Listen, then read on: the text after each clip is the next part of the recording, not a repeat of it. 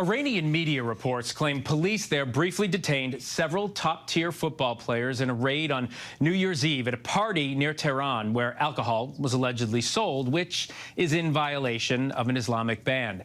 The revolution there, calling for a regime change, continues, and now many are looking into how past revolutions may have impacted this one. The recent World Cup was the first time many Iranian women were allowed to watch football at Iran's national soccer stadium. Iranian women were banned from the stadium and all live soccer games for more than 40 years. A 30 for 30 podcast series called Pink Card follows 3 generations of women defying this ban. Peabody Award-winning host and executive producer Shima Oliaee brings the fight toward freedom to life. Let's take a look. Iranian women have been banned from the National Soccer Stadium for more than 40 years. This is the story of how they took their stadium back. Shima, thank you so much for being here. We really appreciate it. Iranian women have been banned for watching soccer inside that stadium, we're told, and I'll get this right, for allegedly prevent them from temptation of men's bare legs. How did Iran's national soccer stadium turn into a battleground for women's rights? As soon as Khomeini came into power, they were basically all of their legal rights started being stripped one by one. And by 1981, every woman was fully veiled. They went from very Parisian-like outfits, short miniskirts. My mom said she was protesting in a miniskirt in '79 as a freshman in college. And it went from that to full, like, thick black pants, long sleeve shirts, and a full hijab or chador by the time we get to 1981. And women were still allowed in the stadium at the time, which they'd never been banned from. They go to the National Soccer Stadium, Azadi Stadium. At the time, it was called Adiamer. And the guards at the gate tell them they are no longer allowed inside the stadium, that they've been banned from all live soccer games. The guards laughed and said, actually, on top of this, this national stadium has been renamed. It's called Azadi Stadium. That means Freedom Stadium. And you will never be allowed inside again. And for 40 years, that remained true. I find it interesting the podcast follows 4 decades of experiences, different women impacted by the ban. Why 4 decades? What I noticed was in the 80s, there was a certain way that women kept hope alive, and that was also during the Iraq-Iran war, and that was in secret spaces. It wasn't in public spaces. But by the 90s, and this critical game that actually happens that we describe in the series, it's a World Cup qualifying event match between Australia and Iran, and the entire country explodes with joy, and women are part of it. So it's the first time in the 90s that you see women do things that are illegal for them to do, and they break into Azadi Stadium and rip off their hijabs. You also choose to showcase your personal experiences being an Iranian American. Let's take a look. I often felt like that, split in 2. At school, I was ashamed of telling people where my family was from. It's not like I was fully aware of what was happening in the world, what the Gulf War was, the Iranian hostage crisis.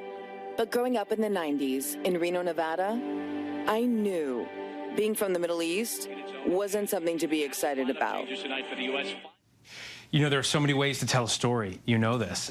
Why did you feel it was important to share your own personal experience? All the Iranian women in my family were the most intimidating people in my family. So I kind of didn't understand why in Western media, I was seeing a lot of like repressed images of all kinds of, you know, of basically women in the Middle East. And also what I would see, that's my mom. Was that your mom? Was that your mom? That's my mom coming back from a co-ed match. Yes, look at her. And oh my gosh, she's so funny. Look at her. She's like, I just scored a goal. She's bragging about her great, like, oh my gosh. That's great. Her great, she was like MVP on her team. She let me know that.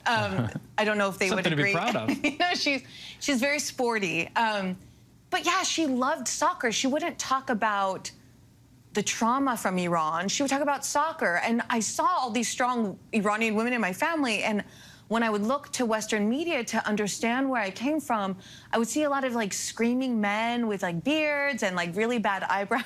Like there was an image that had seeped into me as an American. Like, I had misconceptions, and I actually wanted to replace the sounds of screaming men that were like kind of seared in our brain through the hostage crisis with pictures of your mom in her uniform. With my mom freaking out about her soccer game. I mean, in the last episode, she literally cannot focus on the revolution that's happening right now because she's like about to win her match.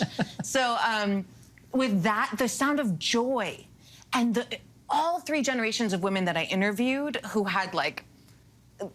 basically defied the regime, defied death in order to even speak about what had been happening the last 20 years. They shared their joy. Just before we go, you had talked about executions, and right now there are people being executed. There are people who are going to be executed. How do you think the world should be reacting to what's happening in Iran? I mean, this is what's so hard, is it's so easy to turn away and distract ourselves from what's happening. I think this is what I really want people to get from the podcast. When you hear this series, what you see is that these same tactics of the regime have been used for 40 years. They lie too. They say, oh, we're not executing. Oh, we've banned the moral police. Like, all of these other stories have come out in the last, several weeks as these protests have taken over Iran. And I think the lessons that the women learned are crucial lessons for women in every country. There's so many ways that we can learn about what not to do and also what we need to do. And I hope that that's what the series brings, is a little bit of clarity and wisdom for today and courage. Shima, thank you so much for joining us. You can listen to the ESPN's 30 for 30 podcast series. It is called Pink Card, and it's available now.